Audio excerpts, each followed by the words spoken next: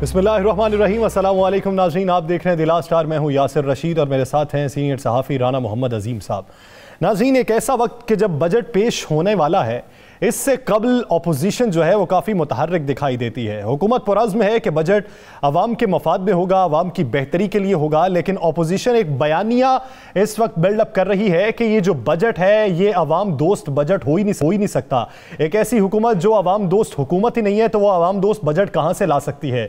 लेकिन हुकूमती वज़रा इस बात पर कायल दिखाई देते हैं कि ये बजट अवाम के मफाद में होगा, टैक्सेस की छूट मजीद दी जाएंगी, मजीद टैक्स नहीं लगाए जाएंगे, जबकि अपोजिशन IMF को लेकर इस वक्त काफी वावेला मचा रही है। दूसरी जानिब नून लीग का जो बयानिया है वो PDM को मुतहर्रिक नहीं कर पाया। ANP और पाकिस्तान पीपल्स पार्टी को अलग होने पर शाहिद खाकान अब्बासी साहब ने मुबारकबाद पेश की है। अपोजिशन लीडर शहबाज शरीफ साहब ये कहते हैं कि इस वक्त ऐवान के अंदर जो मज़ाहमत पैदा करनी है वो काम मेरा है, और अवाम के अंदर हुकूमती बयानिए को रद्द जो करना है वो मरियम नवाज साहिबा करेंगी। तो आने वाले दिनों में PDM में पीपल्स पार्टी और ANP की वापसी के हवालों से और कि अपने तई जो इस वक्त सोच है और मज़ाहमत है उसके हवाले से, और दूसरी जानिब हुकूमती इक़दामात पे बात करेंगे। हमें ज्वाइन किया है फयाजुल हसन चौहान साहब ने। चौहान साहब, बहुत शुक्रिया आपके वक्त का। चौहान साहब, इस वक्त जो बुनियादी तौर पर क्रिटिसाइज किया जा रहा है वो शाहिद खाकान अब्बासी साहब का ये कहना है कि ग्रोथ की उल्टी सीधी तरकीबें बता के अवाम को आप अपने बस में नहीं कर सकते। आपकी जो GDP है वो 2018 की बनिस्बत बहुत कम है। तो इस वक्त ऑपोजिशन जो बयानिया बिल्डअप कर रही है, हुकूमत बजट में उसे कैसे रद्द करेगी? बिस्मिल्लाहिर्रहमानिर्रहीम। देखिए, बुनियादी तौर पर ये पाकिस्तान की सियासत की और पाकिस्तान की मईशत की वो चम चिड़के हैं और वो चौके हैं कि जिन्होंने पिछले 40 साल और खुसूसन पिछले 10 साल लिफाके जमहूरियत की सतह चले इस मुल्क की मईशत को और मुल्क की आवाम को जो है उन्होंने उनका खून पीसा है। अब इनसे बर्दाश्त नहीं हो पा रहा कि कोविड-19 के बावजूद और हमारी हर किस्म की साजिश के बावजूद, हमारे हर किस्म की इस आल पाकिस्तान लूटमार एसोसिएशन की हर साजिश, हर 2 नंबरी और इन्होंने जो मुख्तलिफ कार्टन्स और माफियाज बनाए हुए हैं, उनकी हर किस्म की हेरा फेरी के बावजूद ये पाकिस्तान के अंदर इन्होंने पाकिस्तान के मैक्रो इकोनॉमिक्स इंडिकेटर्स को, इन्होंने पाकिस्तान की इकॉनमी को, इन्होंने पाकिस्तान की मईशत को बेहतरी की तरफ क्यों गामजन कर दिया। ये तो समझ रहे थे कि हमने वो बारूदी सुरंगें बचा दी हैं पाकिस्तान की इकॉनमी और पाकिस्तान की मईशत के नीचे कि ये कभी भी पाकिस्तान की इकॉनमी अपने पाँव पे खड़ी नहीं हो सकती। लेकिन अल्लाह पाक के करम से, नबी पाक के सदके, वज़ीर आज़म पाकिस्तान इमरान खान साहब ने और PTI की हुकूमत ने अनथक मेहनत करके कोविड-19 के 1.5 साल के बावजूद आज पाकिस्तान की इकॉनमी को अपने पाँव पे खड़ा कर दिया है। GDP ग्रोथ रेट आपके सामने है, पाकिस्तान के अंदर फॉरेन रेमिटेंस का जनाब वो आपके सामने है, पाकिस्तान का करंट अकाउंट जनाब वो डेफिसिट की जो सरप्लस पे हुआ वो आपके सामने है, पाकिस्तान के इंटरनेशनल इकॉनमी के अंदर और इंटरनेशनल पॉलिटिक्स के अंदर इज्जत, एहतराम और वकार की बहाली वो आपके सामने है। हर चीज बहुत क्लियर है, क्रिस्टल क्लियर है, लेकिन इनसे हजम नहीं हो रही, इन चमचिड़कों से और इन जोकों से। ठीक है ना जी, इनके पेटों पर मरोड़ उठे हुए हैं कि ये सेक्टर फिगर कैसे आगे। मैं 2-3 चीजें सिर्फ आपके सामने रख दूं। पाकिस्तान के अंदर 2016 से लेके और अब तक, और इनके जो तकरीबन साल से 5 साल फॉरेन रेमिटेंस जो है ना वो आपकी पाकिस्तान से जो बाहर से ओवरसीज पाकिस्तानी भेजते थे वो कभी भी 19.19 अरब डॉलर से ज्यादा नहीं हुई थी। आज 25 अरब डॉलर तक जो है वो पाकिस्तान की इस 2020-21 के अंदर पहुंच गई। पाकिस्तान के जनाब फॉरेन रिजर्व जो है वो स्टेट बैंक से वो आपके जिस जनाब लहज पे और जिस पॉइंट पे और जिस फिगर पे पहुंचे हैं वो पिछले 6-7 सालों के अंदर कभी पाकिस्तान की हिस्ट्री के अंदर वो नहीं मौजूद थे। इसी तरीके से करंट अकाउंट डेफिसिट के जो पिछले कई सालों से पाकिस्तान का मुकद्दर था आज सरप्लस के अंदर आ गया है। पाकिस्तान के अंदर जो है वो बिजनेस करने की आसानी के हवाले से पाकिस्तान के इंटरनेशनल लेवल पे ममालिक में नंबर जो है वो बेहतर हुआ है। और इस तरह की तीसरी चीजें हैं कि जो मैं आपको बता सकता हूं कि जो पूरी पाकिस्तानी कौम ने महसूस भी किया और ताजर महसूस कर रहे हैं। जो पाकिस्तान के बड़े बड़े इकोनॉमिस्ट आप देखें, हफीज पाशा साहब है, नून लीग के वजीर खजाना रहे हैं, उन्होंने एक लीडिंग TV चैनल को इंटरव्यू देते हुए कैटेगोरिकली एक्सेप्ट किया कि ये जितने फैक्ट्स एंड फिगर्स है ये 100% ठीक है। पाकिस्तान की इकॉनमी वाकईतन अपने पाँव पे खड़ा होना शुरू हो गई है। चौहान साहब, पाकिस्तान की इकॉनमी अपने पाँव पे खड़ी हो जाए, इससे बेहतर चीज़ ही कोई नहीं है। पूरी कौम चाहती है। सियासी बयानात क्या होते हैं वो सियासतदानों ने देने होते हैं, उन्होंने सियासत करनी है। आप मुझे बताएं कि माशियत बेहतर हो गई, अपने पाँव पे खड़ी होगी, सब कुछ हो गया, आप भी अवाम में जाते हैं, आम आदमी आज तक खुशहाल क्यों नहीं हो सका? आम आदमी हुकूमत से खुश क्यों नहीं? राना साहब, आप माशाल्लाह सहाफ़ी है, जर्नलिस्ट है, बाखबर सहाफ़ी है। छोटी सी मिसाल आपके प्रोग्राम के जरिए से दूंगा। एक बच्चा पैदा होता है, पूरा घर खुश होता है, खुशरे भी नचाए जाते हैं, खुशियां मनाई जाती हैं, ढोल बजाए जाते हैं, लुडियां डाली जाती है, मिठाई तकसीम की जाती है। तो क्या वो बच्चा पैदा होते ही जो है वो माँ बाप की जनाब बुढ़ापे का सहारा बन जाता है? वो बच्चा पैदा होते ही जो है वो घर के जनाब खर्चे बच्चे पूरे करना शुरू हो जाता है? वो बच्चा पैदा होते ही जो है वो घर के सारे मुआशी माशरती सियासी मामला सेटल करना शुरू हो जाता है? जनाब एक बुनियाद पड़ती है, ये आज बुनियाद पड़ी है इन चोरों, लुटेरों और लोसरबाजों ने और इन ठगों ने। देखिए चौहान साहब, आप लोगों ने ऐलान किया था ना कि 90 दिन, आप लोगों ने ऐलान 100 दिन का किया था। बात पूरी होने दे। आप लोगों ने मुझे, जब बच्चा कितनी उम्र में होके हमें फैज देगा? अभी बुनियाद पड़ी है, इंशाल्लाह उसके आफ्टर इफेक्ट्स और साइड इफेक्ट्स आपको आना शुरू होंगे, जो अगले इंशाल्लाह 8-10 साल तक लोगों को महसूस होंगे। अभी इसके स्टार्ट होंगे तमाम मैक्रो माइक्रो इकोनॉमिक्स। चौहान साहब, मान लिया बच्चा पैदा हुआ, उसने क्रॉलिंग करना शुरू की, फिर कुछ बोलना शुरू किया, अब बच्चा माशाल्लाह अपने पाँव पे खड़ा है और थोड़ा सा चल फिर भी रहा है, 3 साल का हो चुका है, लेकिन मईशत में बेहतरी के इशारे ठीक है, दुरुस्त समत में गामजन होंगे। आपने मिसाल दी है, मैं भी एक मिसाल देता हूं, पुलिसिंग के निज़ाम बेहतर करने के आपने दावे किए। अब मुगलिया दौर के अंदर अगर कोई शख्स, कोई साइल दरबानों से बच के, दरबारियों से बच के, मुशाइख अज़्ज़ाम से बच के बादशाह तक पहुंच जाता था, तब उसका मसला सॉल्व होता था। अभी भी वो दौर है। आयशा बेवा फोन करके वज़ीर आज़म को कहे, वज़ीर आज़म को बताए, अवाम सुने तो उसका मसला हल होता है। स्ट्रक्चर हमारा बेहतर नहीं हो रहा। वो सवाल है कि स्ट्रक्चर कब बेहतर होगा? आप जरा एक जगह पे ठहरे ना, आप खिलाएंगे तो ना हमारा एक साइड पे आप इकोनॉमी की बात करें, दूसरी साइड पे आप एडमिनिस्ट्रेशन की और पुलिस के और इंतजामिया की बात करें, इकोनॉमी की बात कर रहे हैं, वो इकोनॉमी का जवाब दे रहा हूँ। जी जी। और ये हम सब दोस्तों को, पाकिस्तान की आवाम को एक अच्छी, एक नीट और एक क्लीन पिक्चर बतानी चाहिए। रेकमेक्स का इशू था, $7.5 अरब का हमारे ऊपर जनाब इस चोरों ने, निकम्मों ने, इस आसिफ जरदारी और नवाज शरीफ, इन सारों ने मिलकर ये इन्होंने इंटेंशनली और पर्पसली प्रॉपर तरीके से केस नहीं लड़ा। पाकिस्तान के ऊपर जनाब बदनामी भी और पाकिस्तान की इकॉनमी के ऊपर ये बोझ भी तकरीबन जो है वो आपका 1000 अरब से जायद का जना ये बनता है जना, ये आपका जनाब आना शुरू हुआ, जिसको हमारी हुकूमत ने अच्छे तरीके से डिफेंड करके केस लड़के उसको खत्म किया। PIA का वो जो आपका वहां का होटल था, उस होटल के हवाले से भी बड़ा गलत डिसीजन हमारे खिलाफ हुआ, उसको हमने जनाब कवर किया। पाकिस्तान की इंटरनेशनल लेवल पे जो एक रिस्पेक्ट और एहतराम है, PIA की सर्विसेज है, इसके अलावा बेतहाशा चीजें हैं तो जो जान के इस के जमहूरियत की छतरी चले, इन चोर और चक्कों ने तय किया हुआ था कि पाकिस्तान को इंटरनेशनल लेवल पे इज्जत, एहतराम, वकार नहीं देना। यही वजह थी कि यही शायद फरहान अब्बासी वज़ीर आज़म जो आज आप इसका जनाब रेफरेंस दे रहे हैं, जो बड़ा बढ़ के जनाब वो बोलने पे जनाब वो खुला हुआ है, इसको अपने कपड़े उतारने पड़ गए थे। ये वज़ीर आज़म था मुल्क का, लेकिन बेशर्मी का आलम यह था कि अमेरिका गया था तो पाकिस्तान की इज्जत डिपों में जनाब वहां पे एयरपोर्ट से वापस आया था। ये इज्जत बहाल की इमरान खान साहब ने, PTI की हुकूमत ने, और हर आने वाला दिन इंशाल्लाह पाकिस्तान की इकॉनमी का, पाकिस्तान की मईशत का, पाकिस्तान की माशरत का, पाकिस्तान की सियासत का और पाकिस्तान का इंटरनेशनल और रीजनल फेस वो अच्छाई की तरफ जा रहा है और इंशाल्लाह जाएगा।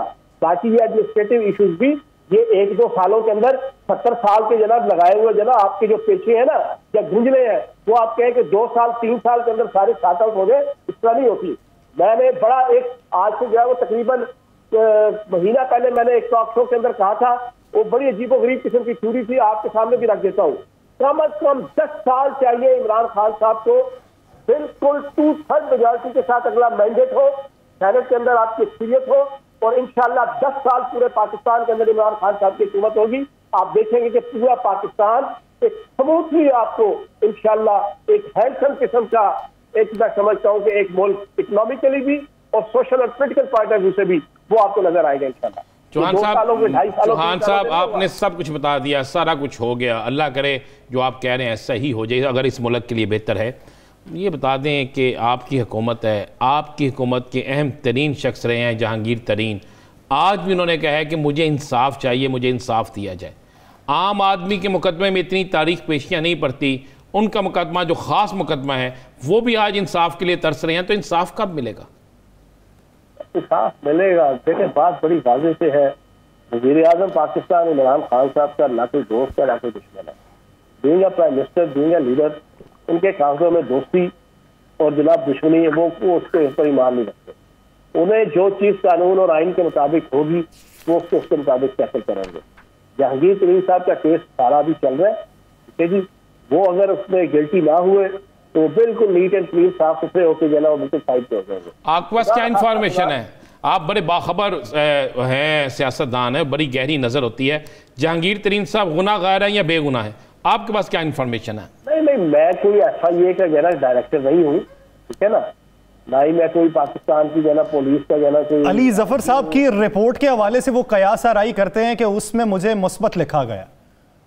अली जफर साहब की रिपोर्ट एक बात अपने ज़हन में बैठा लें कि वो कोई यार्डस्टिक नहीं है इस केस को सॉर्ट आउट करने के हवाले से, ठीक है ना।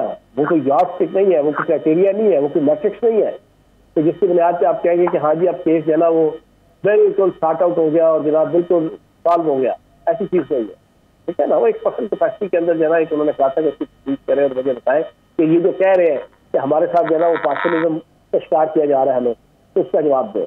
बाकी कानून के मुताबिक अदालतें भी इधर ही हैं, अदारे इन्वेस्टिगेटिव इधर ही हैं। जहांगीर तरीन साहब नहीं होंगे इंशाल्लाह गिल्टी, और मुझे उम्मीद है कि वो नहीं होंगे, तो वो बिल्कुल साफ सुथरे होकर आ जाएंगे बात। चौहान साहब, आपकी जमात के अंदर से बहुत सी आवाज़ें उठनी शुरू हो गई, बहुत से लोगों पे बहुत सी आवाज़ें उठनी शुरू हो गई। आप मुस्लिम लीग नून के अंदर डेंट डालते डालते आपके अपनी जमात के अंदर डेंट डालना शुरू हो गए। अब इसको किस तरह संभाला देंगे? 3 साल पे लाएंगे ना राणा साहब, अगे रह गए 2 साल, वो भी गुजर जाएंगे। 3 साल से जनाब ये सारा दिन यही स्टोरी थी, गुलजार साहब जा रहे हैं, आ रहे हैं, जा रहे हैं, आ रहे हैं, जा रहे हैं, आ रहे हैं, ठीक है ना जी।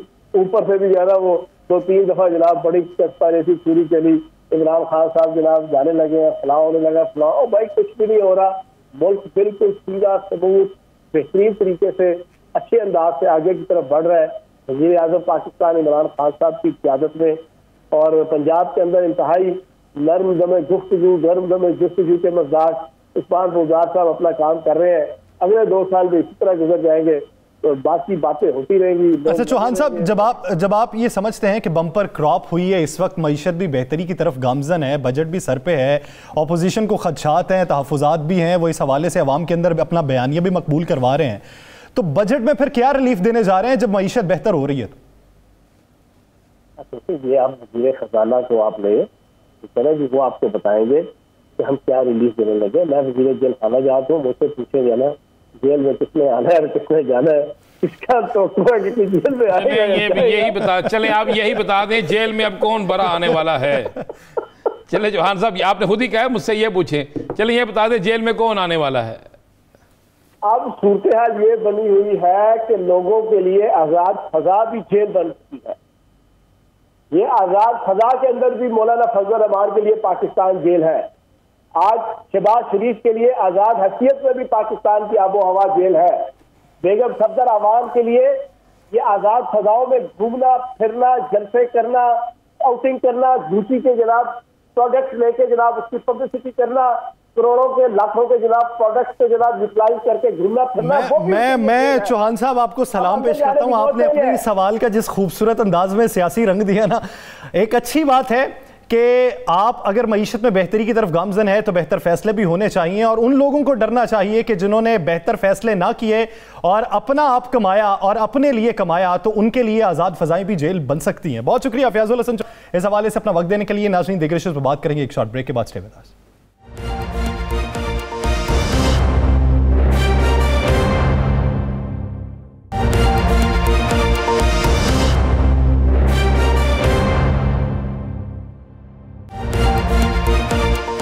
Welcome back. नाज़रीन, हुकूमती हवाले से तो हमने बात की, अब कुछ बात करेंगे पीडीएम के हवाले से। पीडीएम का सरबराही इजलास गुज़िश्ता दिनों में हुआ। पाकिस्तान पीपल्स पार्टी और एएनपी के मुतल्लिक सवाल किए जाने पर मरियम नवाज साहिबा का यह मौक़िफ़ था कि जो बात ख़त्म हो चुकी है उस पर मज़ीद बात नहीं होनी चाहिए। ये बेवक्त की रागनी है कि अगर बार बार आप पाकिस्तान पीपल्स पार्टी और एएनपी का मुतालबा हमारे सामने उठाएं।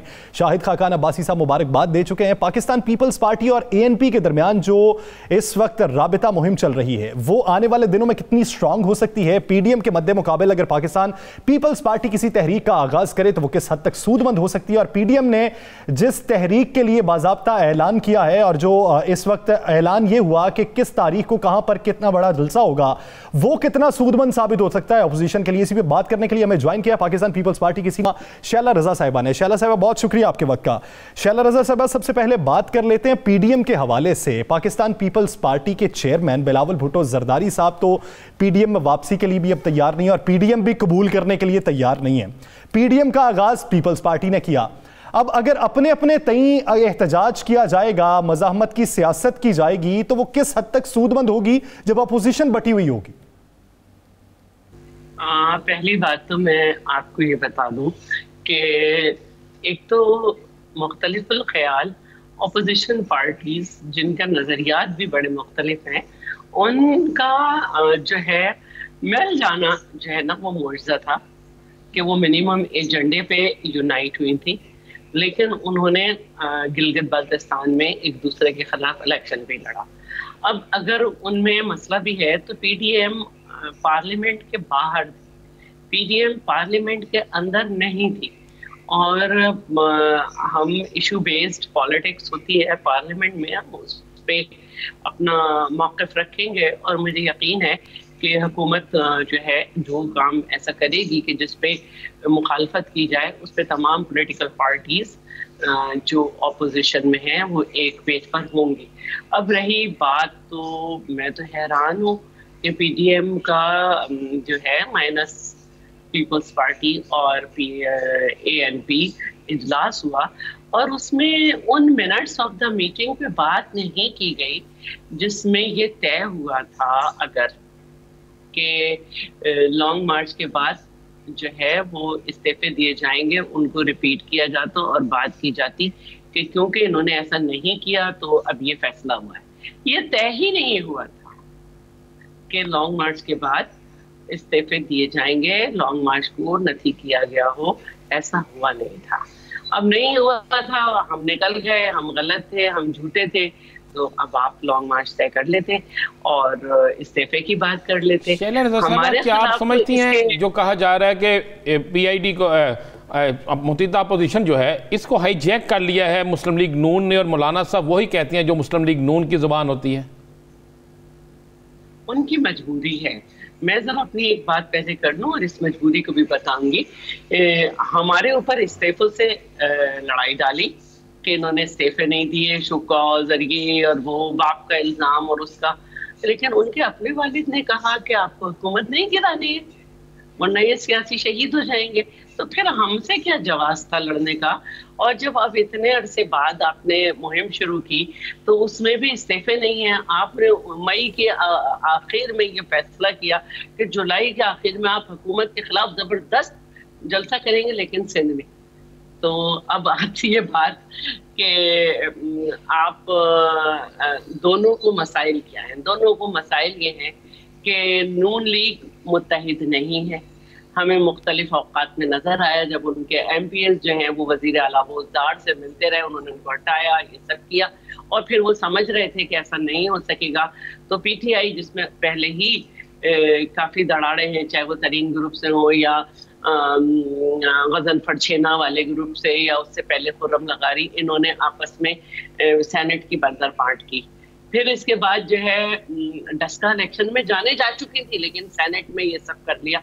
उसका सबूत परवेज इलाही का स्टेटमेंट है कि हुकूमत की तैयारी नहीं थी, उन्होंने मैनेज किया, जिसकी वजह से कामिल अली आगा को भी मिला। खैर, उसके बाद जो मौलाना हैं उनकी अपनी पार्टी पीडीएम बनने के बाद उसमें डिवीजन आ गया था और बड़ी मौलाना को मज़ाहमत उस वक्त आई जब लाड़काना में बीबी शहीद की बरसी थी और मौलाना को राशिद सुमरो ने आने नहीं दिया। और अच्छा, मौलाना को राशिद सुमरो ने नहीं आने दिया? उस वक्त कहा गया था मौलाना साहब का शेड्यूल नहीं है। हमें मालूम है ना, हमें अंदरूनी कहानी मालूम है। फिर अभी आप देखिए कि सारी जमातों ने मिलके बदीन में पीपल्स पार्टी के खिलाफ इलेक्शन लड़ा और हर जमात जो थी वो मिलने के बावजूद जमानत जब्त हो गई और राशिद सुमरो ने कहा कि हमने इसको कबूल नहीं किया। और न तो इन दोनों की पार्टी में डिवीजन इतनी आ गई है कि ये जैसे अच्छा, ही किसी एक सवाल शैला रज़ा साहिबा, आप ये देखिए कि जब से पीडीएम का कयाम अमल में आया उसके बाद पाकिस्तान मुस्लिम लीग नून में भी दरार पड़ी और दो डिवीजन हो गई इसमें। JUI फे की सूरत हाल भी ऐसी रही। पाकिस्तान तहरीक इंसाफ के अंदरूनी इख्तलाफात की वजह से ऐसा हो गया, लेकिन पाकिस्तान पीपल्स पार्टी के अंदर ऐसी क्या खास बात मौजूद थी कि डिवीजन उनके दरमियान में नहीं आ सकी? देखिए, मैं यही बता रही हूँ कि ये दोनों जो बात कर रहे हैं इनकी अपनी पार्टी इसमें इनके प्लेटफॉर्म पे नहीं आ रही। जैसे कि मैंने कहा कि इस्तीफे से पहले ही इनकी पार्टी में दरार आ चुकी थी। अगर आप मुझे रिकॉर्ड इनसे मांगे, इनकी तंजीम से, कि PMLN ने लॉन्ग मार्च के हवाले से पंजाब में कितनी मीटिंग की और मौलाना ने, और इनमें से कितने लोग रेडी थे और ये अभी क्यों नहीं इस्तीफे देते। तो ये सारी बातें जो हैं ये नजर आ रही हैं। ये चाहते थे कि जो हम अभी चाहते हैं कि वो बात ना करें, लेकिन मैं ये समझती हूँ कि अगर पाकिस्तान पीपल्स पार्टी सिंध से इस्तीफे दे देती तो ये फिर भी इस्तीफा ना देते इनके लोग पंजाब में, और मौलाना के भी, और फिर और कुछ ना होता, 18वीं तरमीम पे ज़रूरत पड़ती वो हम पढ़ने नहीं देंगे। शैला साहबा, मौलाना साहब ने जो 2 जलसे ऐसे रखे हैं, एक उन्होंने सवात में रख लिया जलसा, और सवात के जलसे के मतलब उनका कहना है कि ANP के बगैर मैं जलसा कामयाब करके दिखाऊंगा। कराची का जलसा जो है हुकूमत के खिलाफ ऐलान है, लेकिन ये समझ नहीं वो सिंध हुकूमत के खिलाफ ऐलान है, ये वफाकी हुकूमत के खिलाफ ऐलान। और साथ में उन्होंने ये भी बाकायदा किसी जगह कोट किया, चूँकि लाहौर आए हुए, कि मैं बताऊंगा कि सिंध में अक्सरियत किसकी है और उसके स्टेट पावर किसके पास है। तो क्या आप समझती हैं कि मौलाना आपके दो इत्तेहादी हैं, ANP और पीपल्स पार्टी, इनके खिलाफ आप जोर लगा रहे हैं तहरीक इंसाफ को छोड़ के? मैं ये समझती हूँ कि सिंध के अगर आप रिजल्ट उठा के देखें तो JUI की जब MMA बनी थी तो उस वक्त जमाते इस्लामी की सीट थी। अभी भी MMA जो है उसकी वजह से एक जमाते इस्लामी की सीट है। JUI मुकाबला ज़रूर देती है हमें, लेकिन लाड़काना में जीती नहीं वो, और 2018 और उससे पहले JUI की सीट नहीं है। और नून लीग की पिछली दफ़ा कुछ सीटें थी 2018 में, वो भी नहीं है। हुकूमत गिराने को नवाज शरीफ मना कर चुके, JUI में दरारें पड़ चुकी, नून लीग में अभी अपनी इलेक्शन कैंपेन कर रहे हैं, जिसमें वो सिंध में कर रहे हैं और सवात वगैरह में कर रहे हैं। वो करते रहे, सौ बिस्मिल्लाह, सबको हक है। अच्छा शैला रज़ा साहिबा, अगर माजी देखा जाए तो उस वक्त जब लॉन्ग मार्च का फैसला हुआ था और ये बात हो रही थी कि सिंध से मौलाना फजलुर रहमान लीड करते हुए निकलेंगे, तो बाद में जब दरार पड़ी, रास्ते अलग हो गए, तो पीपल्स पार्टी ने ये इल्ज़ाम भी लगाया था कि किस हैसियत से इन्होंने कह दिया कि ये सिंध से लीड करते हुए निकलेंगे। अब अगर कराची के अंदर जलसा होता है तो पाकिस्तान पीपल्स पार्टी जलसा करने की इजाज़त देगी, अपनी स्ट्रीट पावर दिखाने की इजाज़त देगी? हम कौन होते हैं गैर जमहूरी हरकत करने वाले कि किसी पॉलिटिकल पार्टी को हम इजाज़त ना दें। जहाँ तक बात थी जब लॉन्ग मार्च हुआ था मौलाना साहब का अपना, तो उस समय सबसे पहले पीपल्स पार्टी ने ये कहा था कि जी लॉन्ग मार्च और धरने के हमारा सियासत नहीं है, लेकिन जो मौक़िफ़ है इनका हुकूमत के ख़िलाफ़, हम उनको सपोर्ट करते हैं। ये लॉन्ग मार्च अपना लेके जाएंगे, सिंध की हदूद में जब तक होंगे हम इनको वेलकम करेंगे, सपोर्ट जो कर सकते हैं, कैंप लगाएंगे, सब करेंगे, वो सब होगा। वो हमने किया था, और एक सिंबॉलिक जो है वो पार्टिसिपेशन भी चेयरमैन बिलावल ने किया था अलामती तौर पे जाके इनके धरने में, और नून लीग ने अलबत्ता जो इनसे वादे किए थे वो नहीं पूरे हुए थे, और उन्होंने मार्च में भी इनके साथ नहीं गए थे। फिर लेकिन हमने किया था, जहाँ तक लॉन्ग मार्च की बात है, मौलाना के जो लोग हैं वो भी और हमारे भी नजर आते जब लॉन्ग मार्च होती, लेकिन दोनों पार्टी ने तैयारी नहीं की। शैला रज़ा साहब, क्या बिलावल भुट्टो साहब, आसिफ अली जरदारी साहब और शहबाज शरीफ साहब में कोई राब्ते हैं? क्योंकि बिलावल साहब ने कहा कि शहबाज शरीफ मुस्लिम लीग नून के सदर हैं, हम उनकी पॉलिसी को देखेंगे। ना सिर्फ शहबाज शरीफ मुस्लिम लीग के सदर हैं बल्कि लीडर ऑफ द ऑपोजिशन भी हैं। वो जो भी पार्लियामेंट में स्टेप लेंगे एज ऑपोजिशन लीडर, हम उसमें बैठेंगे, मशावरत करेंगे, उनकी सुनेंगे, उनको अपना मशवरा भी देंगे और एक बेहतर कारकर्दगी की। क्या उनके राब्ते हैं आपके साथ? मैं ये पूछना चाह रहा था, क्या आजकल में उनके राब्ते हुए हैं? अब मैं इस पोजीशन में नहीं हूँ कि अगर लीडरशिप जो है वो राब्ते करे तो मुझे इत्मीनान मिले और बताए। अच्छा शैला रज़ा साहिबा, एक हफ्ता पहले तक तो आपको शहबाज शरीफ साहब की तरफ से पॉजिटिव वाइब्स आ रही थी, लेकिन जब पीडीएम में वो गए सरबराही इजलास में, वो कायल ना कर पाए पीपल्स पार्टी के हवाले से, और अब वो बयानिया उनका जम हो चुका है तकरीबन पीडीएम के बयानिए में। शाहिद खाकान अब्बासी साहब के भी उन्होंने मौक़िफ़ की कुछ हद तक तायीद कर दी है। क्या अब भी पॉजिटिव वाइब्स मौजूद हैं आप में? मैं ये समझती हूँ कि जो बयानिए बाहर आए हैं उसके बाद जो है वो समझ आ रहा है कि मुस्लिम लीग में कितने % डिवीजन है, कितनी धड़ेबंदी है, फ्यूचर क्या होगा, किसकी चलेगी। उनकी जो बाहर है तमाम उम्र के लिए नाअहल है, या उनकी जो यहाँ है और 7 साल के लिए नाअहल है, या पार्लियामेंट के अंदर बैठे हुए शख्स की जो अपनी परफॉर्मेंस पे यकीन रखता है। शैला रज़ा साहबा, आने वाले वक्त में 2023 में इलेक्शन जो होगा, उस इलेक्शन में क्या पीपल्स पार्टी ANP का इत्तेहाद होगा और भी जमातें मिलेगी, या उस इलेक्शन से पहले जो एक सियासी इत्तेहाद बन रहा है पीपल्स पार्टी उसमें मजीद कुछ इजाफा करेगी? अब मैं जिस जगह पे बैठे हुए हूँ मैं ये नहीं कह सकती कि सीट टू सीट एडजस्टमेंट वाला इत्तेहाद बनेगा या क्या बनेगा, लेकिन अगर आप माजी में देखें तो ANP से हमारा बड़ा एक अच्छा पॉलिटिकल रिलेशनशिप रहा है। और अभी भी मैं एक बात ज़रूर कहूँगी कि ये पार्लिमानी पॉलिटिक्स जो होती है ये इनफैक्ट कॉन्स्टिट्यूएंसी पॉलिटिक्स होती है। मिफ्ताह इस्माइल को ANP ने सपोर्ट करने का ऐलान किया, लेकिन वर्कर्स हमारे साथ खड़े हो गए और उन्होंने हमें सपोर्ट किया, हमारा काम किया।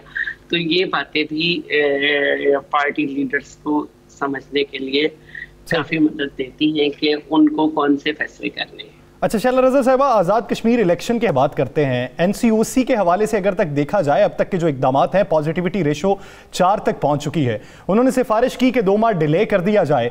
अब 2 माह डिले के हवाले से पाकिस्तान मुस्लिम लीग नून भी एतराज़ उठा रही है, पीपल्स पार्टी ने भी एतराज़ उठाए हैं, और अभी से धांधली के इल्ज़ाम भी लग रहे हैं, और अपोजिशन हुकूमत के साथ इलेक्शन रिफॉर्म्स में भी बैठ के बात नहीं करना चाहती।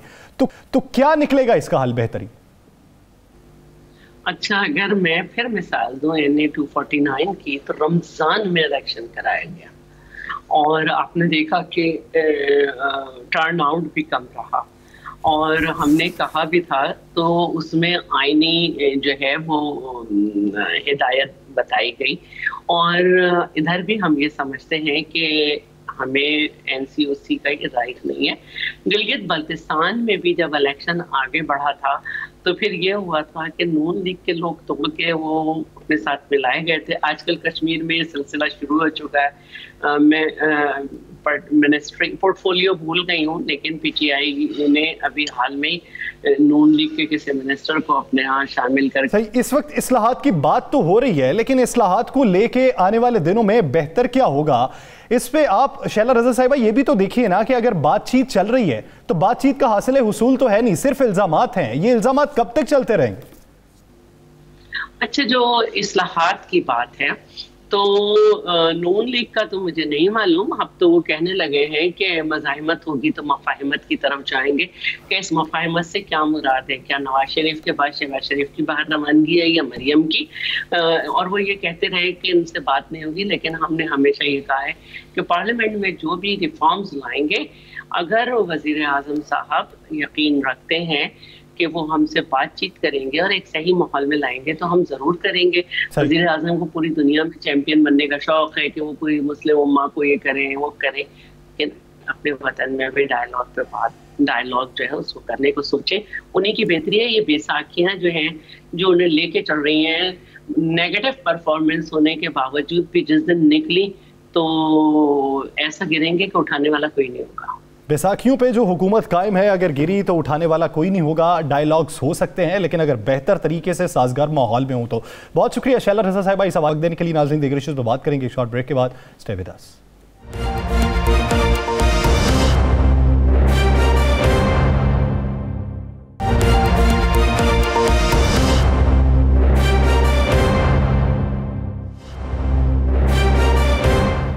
Welcome back. नाज़रीन बात करेंगे पाकिस्तान मुस्लिम लीग नून की, जिसका पार्लियामेंट के अंदर और पार्लियामेंट के बाहर बयानिया क्या मुख्तलिफ होगा।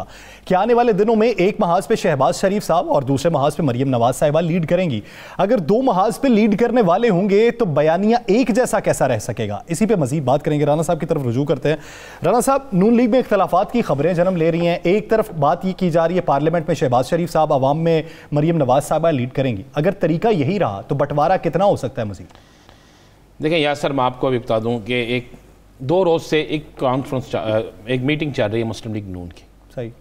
इस मीटिंग में पहला जो सेशन होता है उस मीटिंग में इसमें टोटल 20 लोग हैं और मियां नवाज शरीफ इस मीटिंग में खुद मौजूद होते हैं। टेलीफोन पे, स्काइप पे ये मीटिंग होती है और मियां नवाज शरीफ मीटिंग के आगाज़ में कहते हैं कि इस पूरी मीटिंग में आज शरीफ ख़ानदान का कोई शख्स हिस्सा नहीं लेगा, बोलेगा नहीं। हम सुनना चाहते हैं मुस्लिम लीग नून के रहनुमाओं से कि वो क्या कहते हैं। 2 चीज़ों पे बात हो रही है, मुफाहमत या मज़ाहमत। मेरे पास इतला यह है कि इस मीटिंग में 17 लोगों ने यह राय दी कि जनाब मुफाहमत की सियासत की जाए। परवेज़ रशीद ने कहा जनाब मज़ाहमत की सियासत की जाए। हमजा शहबाज शरीफ ने इजाज़त लेकर बात की, उन्होंने कहा जनाब हमें सियासत जो भी करनी है, जो भी लायामल लाना जल्द ले आना चाहिए। और जहन में रखिएगा, लोग सिर्फ तहरीक इंसाफ को नहीं, हमें भी पूछेंगे कि हमने क्या दिया है, हमने अपोजिशन में रह के क्या किया है, हमारी क्या पॉलिसी रही है, हमारी ज़ाती क्या मामला थे और सियासी क्या मामला थे ये। और मैं आपको बड़ी एक मुसद्दक़ का इतला दूँ कि उसके इस मीटिंग के बाद, इस मीटिंग में बल्कि राना सनाउल्लाह साहब का नाम लिया जा रहा है कि राना सनाउल्लाह साहब ने यह कहा कि मैं तमाम MNA से MPA से राब्तों में हूँ और मेरे नीचे रूट्स तक लोगों से राब्ते हैं और लोग जो हैं उनकी अक्सरियत ये चाहती है कि हम मज़ाहमत की बजाय मुफाहमत के साथ चलें और अगर हमने मज़ाहमत की तो बहुत से हमारे साथी हमें छोड़ जाएंगे। ये लफ्ज़ बात किया गया। अब ज़राए के मुताबिक ये भी बात सामने आई कि मियाँ नवाज शरीफ और मियाँ शहबाज शरीफ और मरियम जो है वो तीनों इस मामले पर फ़िलहाल खामोश रहे। आज जो दूसरी नशिस्त हुई उस नशिस्त में यह फैसला हो गया है कि मज़ाहमत नहीं मुफाहमत की तरफ जाया जाएगा। सर मैं बिल्कुल आपको यह कह रहा हूँ, लेकिन इसकी मुखालफत की है मरियम के साथ सिर्फ 2 अफराद, जिनमें भी एक परवेज़ रशीद शामिल है और एक और पिंडी से तलक रखने वाले शाहिदा खान अब्बासी शामिल है। बाकी अक्सरियत ने यह बात की है जनाब कि अगर हमने सियासत करनी है, अगर हमने आइंदा इलेक्शन में जाना है तो हमें मज़ाहमत की नहीं मुफाहमत की सियासत करनी होगी और मुफाहमत की सियासत में नाराज़ लोगों को अपने साथ मिलाना होगा।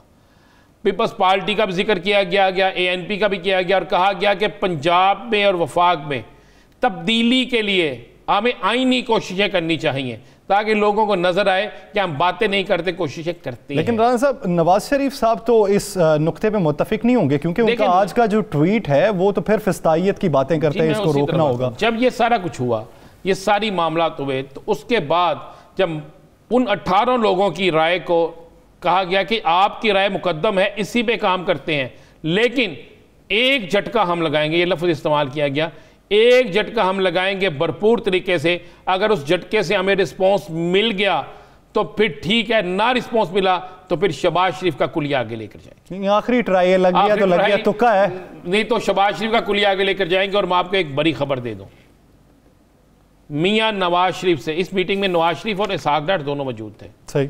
मियां नवाज शरीफ से एक गैर मुल्की अहम शख्सियत ने भी मुलाकात की है। उस मुलाकात को पाकिस्तान के अंदर पसंद नहीं किया जा रहा। मैं ये आपको बिल्कुल कह रहा हूँ, उस गैर मुल्की अहम शख्सियत की मुलाकात को पाकिस्तान में पसंद नहीं किया जा रहा और पाकिस्तान के अहम अदारे उसे पसंद नहीं कर रहे, इसलिए कि वो मुलाकात पाकिस्तान के लिए बेहतर नहीं थी। अब वो मुलाकात कहा कहने वाले ये है कि शरीफ ख़ानदान के बड़े अहम शख्सियत से हुई है बरतानिया में। अब शरीफ ख़ानदान की अहम तरीन शख्सियत या तो मियाँ नवाज शरीफ है, या इसहाक डार है, या वहाँ पे कुछ और लोग हैं। नाम कन्फर्म नहीं हो रहा कि कुछ ज़्यादा लोग मियाँ नवाज शरीफ का नाम ले रहे हैं, लेकिन बाकी कह रहे हैं अहम तरीन जो शरीफ ख़ानदान की शख्सियत थी उससे मुलाकात हुई है। वो मुलाकात जो है उसको हमारे पाकिस्तान के अहम अदारे पसंद नहीं कर। देखते हैं कि आने वाले दिनों में जारहाना इकदाम क्या होता है, जिसकी एक कोशिश की जा रही है, जिसके बाद अगर वो कामयाब हुआ तो ठीक, वरना शहबाज शरीफ साहब वाली पॉलिसी अपनाई जाएगी। राना साहब, पीडीएम जो इस वक्त जिस तहरीक को चलाना चाह रही है, अब एक तो गैप इतना दे देना, पूरे महीने का गैप, इससे थके हुए लग रहे हैं बज़ाहिर। दूसरा, फिर जब पीपल्स पार्टी अलहदा रहेगी तो ये तहरीक जो पहले अवामी सतह पे कुछ हद तक मकबूल थी, अब इसकी मकबूलियत क्या होगी? पहले तो आप ये देखें ना कि मैं चाहूँगा ये ज़रा फुटेज दिखाएं कि पीडीएम के सरबराह जो हैं जिस वक्त ख़ताब फरमा रहे थे तो उनके एक साइड पे शहबाज शरीफ साहब खड़े थे, एक साइड पे मरियम खड़ी थी। शहबाज शरीफ साहब, ज़रा शहबाज शरीफ साहब का स्टाइल देखें, मरियम जो है वो क्या बात कर रही है, मरियम का चेहरा हशाश पेशाश है। मौलाना साहब की गुफ्तगू और उसके बाद शहबाज शरीफ का चेहरा, मरियम की गुफ्तगू और शहबाज शरीफ किस तरफ देख रहे हैं, इस तरह लगता है जैसे बड़ी परेशानी के आलम में। जरा गौर करें ना यासर, शदीद परेशानी के आलम में है। और शहबाज शरीफ जब खुद इस पर राजी नहीं है, मैंने आपसे कह दिया है कि मुफाहमती सियासत के लिए 18 लोग राजी हैं, 2 लोग राजी नहीं हैं, तो ये तहरीक इसी तरह जो है वो ख़त्म हो जाएगी। मैं आपको बता दूं, सवात में जो जलसा होगा, कराची में जो जलसा होगा और जो इस्लामाबाद में जलसा होगा, कराची और इसका जलसा जो है सवात का ये हो जाएंगे, इस्लामाबाद का जलसा पीडीएम का नहीं होगा। यासर साहब ये लिख लीजिए। वो किसका होगा? पीडीएम जलसा नहीं करेगी, उससे पहले ये जो बची खिंची पीडीएम है इसकी राहें किसी और तरफ चली जाएगी, इसके मामलात मज़ीद बिखर जाएंगे, मामलात बिल्कुल एक और तरफ जाके करवट लेंगे। आपको पता है मामला तो तय हो गए, तय मामलात में यही पीडीएम की जमातें पार्लियामेंट के अंदर पार्लियामेंट के अंदर बजट पास कराने में अपना किरदार अदा करेंगी, गैर हाजिरी की सूरत में, बाइकआउट की सूरत में, या बहुत सी चीज़ों पे मान जाने की सूरत में। भाई ये सारा एक ड्रामा चल रहा है, ये सिर्फ ड्रामा चल रहा है। ये चूँकि मौलाना फजल रहमान ने अपनी सियासत को चमकाना था, आप मुझे बताएं कि जिस दिन ये सवात में जलसा कर रहे हैं उस दिन जुमे का दिन होगा, सवात में कौन सी ऐसी चीज़ है जिसमें जलसे से इस्लामाबाद में हुकूमत डोल जाएगी? उसके बाद कराची के जलसे से पंजाब में ये इस्लामाबाद की हुकूमत पे क्या असर पड़ेगा? और मैं आपको लिख के दे रहा हूँ, 14 अगस्त को नहीं जलसा होगा इस्लामाबाद में, 14 अगस्त को पीडीएम का जलसा इस्लामाबाद में नहीं होगा, ये लिख लीजिएगा। सही, देखते हैं कि आने वाले दिनों में इस्लामाबाद में जलसा नहीं होगा तो पीडीएम का ये बयानी जो फिर से तकवीयत पकड़ रहा है। मुझे एक बात बता दें यासर, माजरत से, इनका पीपल्स पार्टी से इख्तलाफ ये था कि इस्तीफे दो। क्या मौलाना साहब ने इस्तीफों की बात की है? नहीं। क्या लॉन्ग मार्च की बात की है? तो खत्म हो गया ना पीडीएम का बयानिया। अब बयानिया सिर्फ ये अपने आप को बचाने के लिए और चंद सियासी जो ये कि वो जो खौल अब दोबारा से पहनने की कोशिश कर रहे हैं, उस खौल के अंदर कितनी देर तक ये ढके रहेंगे। नाज़रीन, आज़ाद कश्मीर इलेक्शन पे भी बात करेंगे, लेकिन एक शॉर्ट ब्रेक। स्टे विद अस।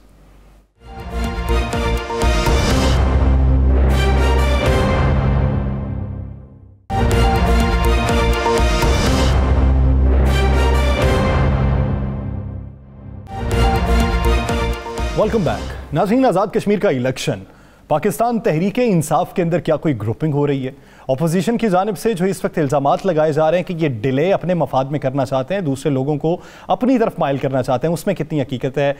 वक्त की कमी है, राना साहब की तरफ बढ़ते हैं, इस पर मज़ीद बात करते हैं। राना साहब, आज़ाद कश्मीर के इलेक्शन को लेकर क्या वफाकी हुकूमत NCOC की हिदायत पर अमल दरामद करेगी? सबसे पहले तो ये सवाल है।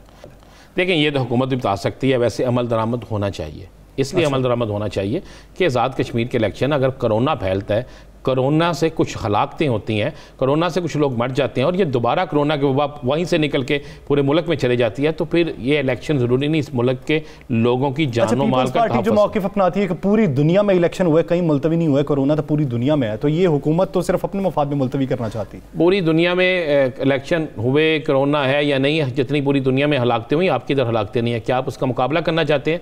आपके पास वो हालात नहीं है, आपके पास वो ज़राए नहीं है, आपके पास वो अस्पताल नहीं है, आपके पास वो मेडिसन नहीं है, आपके पास वो चीज़ें मौजूद नहीं है जिससे आप कमी बच सकते हैं। देखिए इस वक्त अगर हम आज़ाद कश्मीर की बात करें, वहाँ पे सियासी बड़ी सूरत हाल चेंज हो चुकी है। तहरीक इंसाफ वहाँ पर शदीद मुश्किलात का सामना है। तहरीक इंसाफ वहाँ पे वाज़ेह तौर पर 2 ग्रुपों में तकसीम हो चुकी है। वज़ीर-ए-आज़म पाकिस्तान से मुलाकात हुई चंद दिन पहले बहुत से ऐसे लोग परिंदों की जो दूसरे कौंसले से उठ के आए और आकर इस कौंसले में शामिल हो गए। आज़ाद कश्मीर के इलेक्शन में ही होता है, जिनमें मुस्लिम लीग नून से भी कुछ तल्लक रखने वाले भी थे, कुछ और भी थे, वो आए, उन्होंने शमूलियत की। शमूलियत करते ही वहाँ पे टिकटें अनाउंस कर दी गई। अब मैं आपको आज़ाद कश्मीर इलेक्शन के हवाले से बड़ी खबर दे दूँ। वहाँ पर तहरीक इंसाफ 2 हिस्सों में तकसीम हो गई, 2 बड़े ग्रुप बन गए, एक बैरिस्टर साहब का ग्रुप है, एक दूसरा ग्रुप है। अब वहाँ पर जब वज़ीर-ए-आज़म पाकिस्तान ने टिकटें अनाउंस की तो कुछ ऐसे लोगों को टिकटें दे दी गई कि जिन पर बहुत से मुकदमात थे, जिनके हवाले से बड़ी शदीद वहाँ पे नफ़रत थी। तो अब तहरीक इंसाफ में जिन लोगों ने बेहतरीन टाइम गुजारा था वो भी वहाँ पे सरापे एहतजाज बन के कि जनाब हम आपके साथ रहे, बुरे वक्त में हम साथ रहे, टिकटें लेने ये आगे। अब वहाँ पर 2 हलकों में मैं आपको बता दूँ टिकटें तब्दील होने लगी हैं। नंबर 1 तौर पे अभी सबका ऐलान तो नहीं हुआ ना, कुछ नाम तो पेंडिंग, कुछ नाम पेंडिंग है, लेकिन जहां पे ऐलान हुआ है वहां पे 2 हलकों में सीटें तब्दील होने के इम्कानात हो गए हैं। सही। एक हलका है, हलका 6 है, हलका नंबर 6, यहां पर अली शान सोनी जो है इनको सीट नशिस्त दी गई। पीटीआई का दूसरे ग्रुप का कहना है कि ना इन्होंने एप्लीकेशन दी, ना इन्होंने कभी पीटीआई में टाइम गुजारा, ये आज़ाद उम्मीदवार के तौर पे जीतते थे और उसके बाद इन्होंने पीटीआई के ख़िलाफ़, पीटीआई के लोगों के ख़िलाफ़ मुकदमात दर्ज कराए। इनके बकौल, पीटीआई के लोगों के बकौल के ये वज़ीर-ए-आज़म इमरान खान को गालियाँ निकालते थे, खान साहब को, और अब इन्हें किसी मुफाद परस्त शख्स ने कोई देकर इन्हें शामिल करवा दिया है और इनको टिकट, जिसके इनके बारे में तो ये भी था कि इन पे बड़े मुकदमे दर्ज। हाँ, नहीं है, मुकदमा दर्ज है, वो लिस्ट हमने शो भी कर दी, मुकदमात भी दर्ज है इन पर, इनके बेटे पे, असला बहुत ज्यादा इनके पास, लेकिन ये अपना मौक़िफ़ देना चाहिए तो हमारा चैनल हाजिर है, हम उनका मौका भी लेंगे। और उसके बाद इनके मुकाबले में जो पीटीआई के हैं, मैं आपको खबर ब्रेक कर दूं, मोहम्मद रज़ाक जो वज़ीर-ए-आज़म पाकिस्तान के बड़े करीबी साथियों में जो कहते तहरीक इंसाफ में शामिल थे, उनकी तस्वीर भी हम दिखा, ये है मोहम्मद रज़ाक। मोहम्मद रज़ाक जो है इन्होंने आज़ाद हैसियत से इलेक्शन लड़ने का ऐलान कर दिया, यानी पीटीआई नजरियाती, उन्होंने कहा मैं लिखूंगा पाकिस्तान तहरीक इंसाफ का कारकुन, आज़ाद इलेक्शन लड़ूंगा। अब ये आज़ाद इलेक्शन लड़ते हैं तो वहाँ पे पीटीआई का उम्मीदवार तो इलेक्शन हार जाएगा, जिसको पीटीआई ने सीट दी है, वोट तकसीम हो जाएंगे ना यार सर। वही हाल होगा जो कराची में हुआ है, वही हाल होगा जो दीगर जगहों पे जहाँ पे 2-2 लोग खड़े हो गए या जहाँ पर एक ग्रुप ने नाराज़गी का इजहार किया, ये हालात। उसके बाद दूसरा हल्का अब आ जाए, और इस हल्के में आपको मैं एक बात बता दूँ, मेरे पास इतला ये है कि पीटीआई के बहुत से इस हल्के के लोग मारगला वज़ीर-ए-आज़म हाउस के बाहर जो है बनीगाला में धरना देने जा रहे हैं। अब आगे आ जाए, एक और हल्का है जिसमें पीपल्स एक मुस्लिम लीग नून के चौधरी शहजाद शामिल हुए हैं। उनके मुकाबले में जो मुस्लिम लीग जो तहरीक इंसाफ के उम्मीदवार थे उन्होंने भी एहतजाज शुरू कर दिया। वहाँ पर भी तहरीक इंसाफ के लोगों ने रिजेक्ट कर दिया कि हम इन्हें वोट नहीं देंगे, और तहरीक इंसाफ का एक अहम तरीन बानी रुकन जो था वो पीपल्स पार्टी में जाने के लिए तैयार हो गया।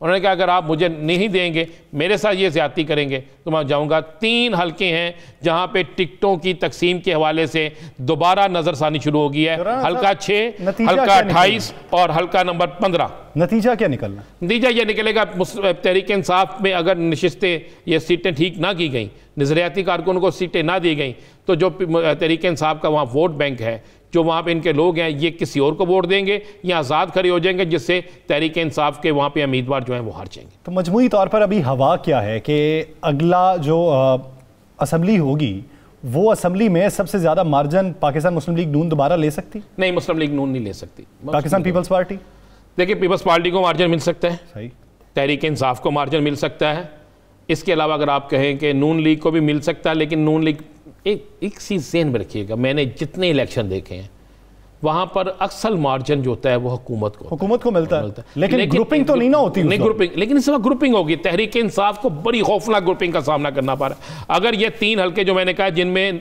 नजरसानी शुरू हो चुकी है, जिसके हवाले से सब कुछ देखा जा रहा है, बल्कि मैं आपको बता दूं, मुझे तो आज एक शख्स ने यह कहा कि जनाब 15-15 करोड़ के 2 फ्लैट देकर किसी को सीटें दिलाई गई हैं, 15-15 करोड़ के। देखना यह है कि अब ये आज़ाद कश्मीर का इलेक्शन गिलगित बल्तिस्तान के इलेक्शन से किस हद तक मुख्तलिफ होता है, और ग्रुपिंग क्या ये खत्म हो सकती है, इसको किस तरीके से आता है। नाज़रीन, द लास्ट आवर से मुझे और राना अजीम साहब को दीजिए इजाज़त। अल्लाह के बाद।